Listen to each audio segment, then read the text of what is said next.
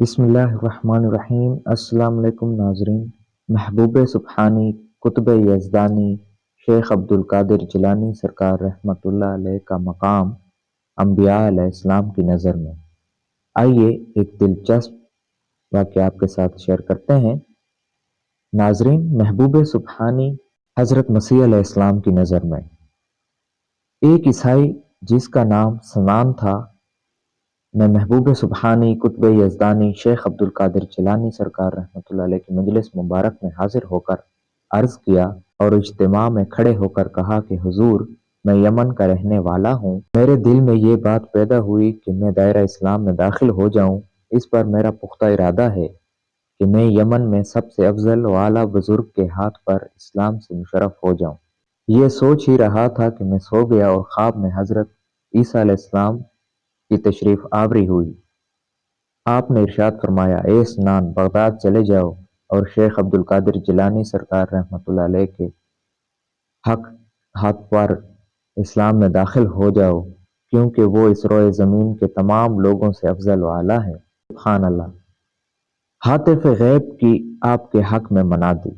एक मरतबा महबूब सुब्हानी कुतुब यज़दानी हज़रत शेख अब्दुल कादिर जिलानी सरकार रहमतुल्लाह अलैह की खिदमत अक़दस में 13 आदमी दायरा इस्लाम में दाखिल होने के लिए आए। इस्लाम कबूल करने के बाद उन्होंने कहा कि हम लोग अरबी नसरानी हैं। हमने कबूल इस्लाम का इरादा किया था और ये सोच रहे थे कि किसी मर्द कामिल के हाथ पर मुसलमान हो जाएं।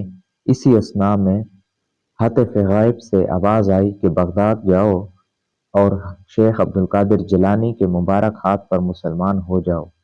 बस उस वक्त से जिस कदर ईमान उनकी बरकत से तुम्हारे दिलों में जागुज़ी होगा, इस कदर ईमान इस ज़माना में कहीं और जगह मुयस्सर नहीं हो सकता। आपका मकाम कलीमुल्लाह की नज़र में। हज़रत महबूब सुब्हानी कुतुब यज़दानी शेख अब्दुल कादिर जिलानी सरकार रहमतुल्लाह अलैह ने फरमाया कि मैं बगदाद शरीफ में तख्त पर बैठा था कि हजूर अलैहिस्सलाम की ज़ियारत से मुशर्रफ हुआ। आप सवार थे और एक तरफ हज़रत मूसा कलीमुल्लाह अलैहिस्सलाम थे।